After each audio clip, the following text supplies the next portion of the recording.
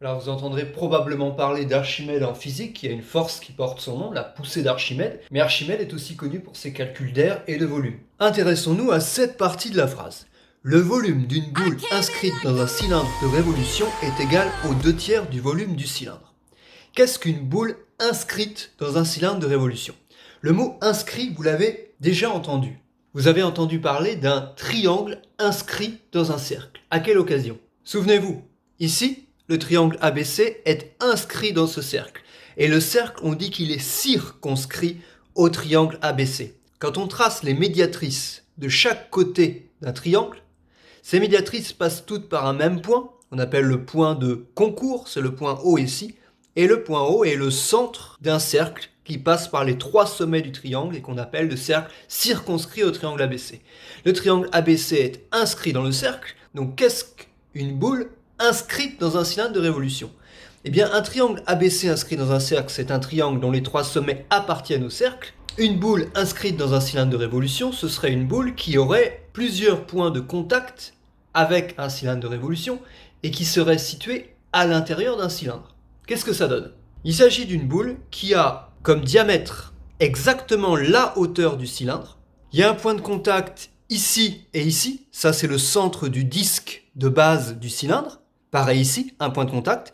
Et là, il y a une infinité de points de contact. Sur tout le cercle qui est situé ici, il a le même rayon que la boule. C'est-à-dire que si je place le centre de la boule ici, par exemple là, vous avez le rayon de ce cercle et en même temps le rayon de la boule. À quel endroit avons-nous également le rayon de la boule? Ici, ici. Par conséquent, la hauteur du cylindre de révolution vaut 2 fois le rayon, 2R. Alors que dit Archimède? Que le volume de la boule, que je vais appeler VB, est égal aux 2/3 du volume du cylindre, que je vais appeler VC. Alors, commençons déjà par calculer de façon littérale le volume du cylindre. On se souvient de la formule, R de la base fois hauteur. L'aire de la base, comme la base est un disque, c'est pierre carrée, qu'on multiplie par la hauteur du cylindre, ici 2R.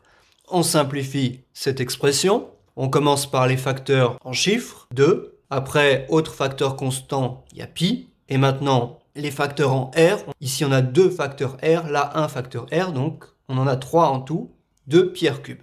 Donc, le volume de la boule, c'est 2/3 de ça. C'est donc 2/3 fois 2 pierres cubes. 2/3 fois 2, comme son nom l'indique, ça vaut 4/3. Donc, 4/3 pierres cubes. Voilà la formule qui donne le volume d'une boule de rayon R.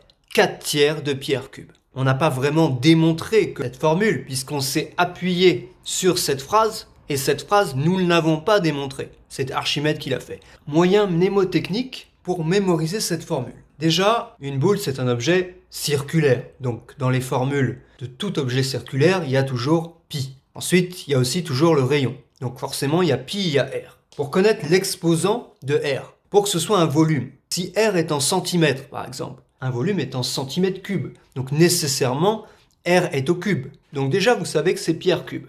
Ensuite, vous avez juste à retenir le coefficient qui est devant. 4/3.